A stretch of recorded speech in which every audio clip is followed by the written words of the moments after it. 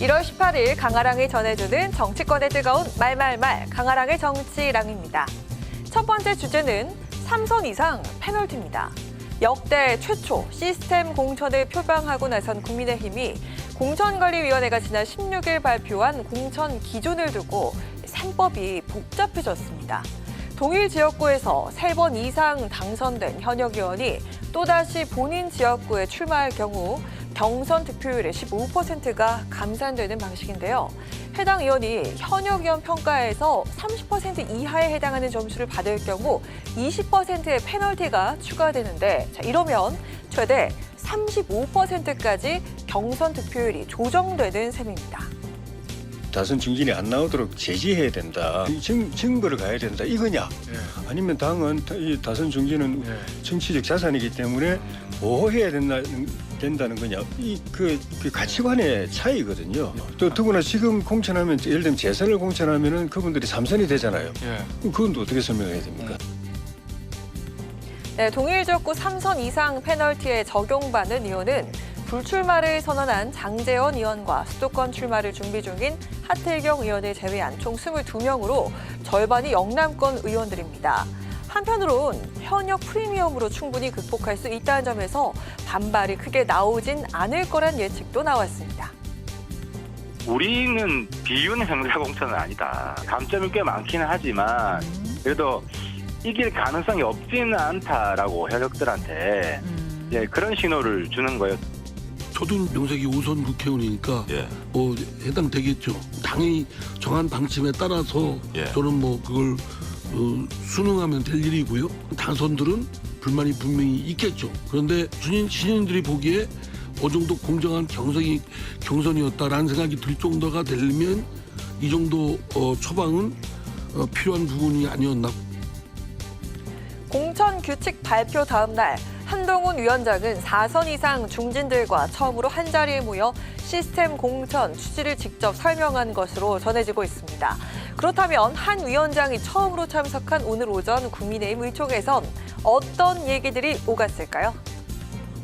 오늘 의총에서는 항의라기보다는 이제 동일 지역 3선 의원이 감점이 이제 최대 35%까지 되지 않습니까?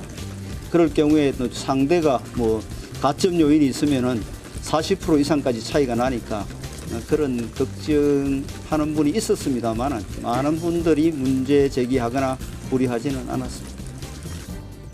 네, 물론 불만의 목소리도 있지만 과거와 비교해 시스템 공천 원칙을 마련했다는 점에 수긍하는 의원들의 평가가 이어지고 있습니다. 이양수 의원은 객관성을 확보했다고 평했고요. 안철수 의원은 그대로 투명하게 이뤄져야 한다고 밝혔으며 6선의 김무성 전 의원은 국민 뜻이 많이 반영됐다고 평가를 했습니다.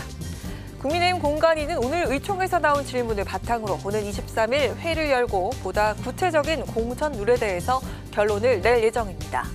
영남과 중진 의원을 겨냥한 물갈이의 시동을 걸었다는 평가 속에 현역들의 반발이 공개적으로 터져 나올지 이 상황을 지켜봐야겠습니다.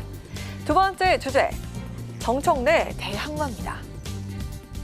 서울 마포 지역구에 더불어민주당의 정청래 의원이 있습니다.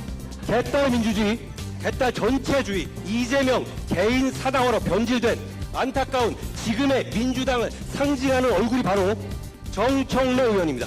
이번에도 어차피 정청래가 될 거다라고 자주 섞인 말씀을 하시는 분들이 많습니다. 어쩔 수 없지 않습니다. 왜냐하면 이번 4월 선거에서 우리 국민의힘의 후보로서 김경률이 나서겠다고 하고 있기 때문입니다. 현재 국민의힘이 스스로 생각하는 정체성이 반민주당이라고 하는 정체성이다라고 하는 부분을 보여준다고 생각하고요. 이재명에 반대하는 것을 자신의 정체성으로 삼고 총선의 시대 정신으로 제시하고 있다라고 하는 것이 안타깝게 느껴집니다. 네, 국민의힘 비대위원인 김경률 회계사가 마포을 현역 의원인 정청래 민주당 최고위원에 맞서 출마할 뜻을 내비쳤습니다. 이른바 자객공천이라고 할 수 있는데요.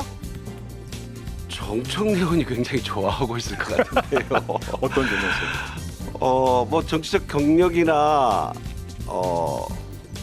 기세나 스타일이나 특별히 정청래 의원하고 뭐 대척점이 있는 것 같지도 않은데 속칭 게임이 안 된다 이렇게 보시면 그럴 것 됩니까? 같습니다. 그래서 정청래 의원이 굉장히 속으로 웃고 있을 것 같습니다. 여당 대선 주자 1위인 한동훈 정도가 와야 제 의혹이 불타지 않겠습니까? 물려면 한동훈이 와라 이거죠. 누구도 얘기하던데 마포 을은 험지가 아니라 사지일 겁니다. 일각에선 자객공천으로 한동훈 비대위원장이 자신의 약속을 저버리고 김경률 비대위원을 꽂으려 한다는 주장까지 나왔는데요. 마포 을은 김성동 전 의원이 당협위원장으로 있었고 정혜원, 조용술 예비후보가 등록한 상태입니다. 마포의 김성동 위원장 같은 경우 정청래 의원과 붙어가지고 계속 떨어지는 사람을 또 공천하기는 참 어려운 문제 아닙니까? 그런데 이제 김경률이라는 그 회계사 출신 그분은 뭐 굉장히 사람이 정의롭고 올바른 뭐 스타지 않습니까? 경선 붙여도 나는 김경률 위원장 그분이 이길 수 있다고 생각합니다. 김경률 비대위원은 모든 후보와 똑같은 선상에서 공정 경선을 펼치겠다고 다짐했습니다. 정청래 의원이 지난 총선 때 17%포인트 차이 압승을 거둔 만큼 마포 을은 민주당세가 만만치 않은 지역이죠. 이른바 정청래 대항마를 자처한 김경률 비대위원. 이들의 접전 양상이 펼쳐진다면 마포 을이 이번 총선의 또 다른 핫플레이스가 되지 않을까 싶네요. 지금까지 강아랑의 정치랑이었습니다.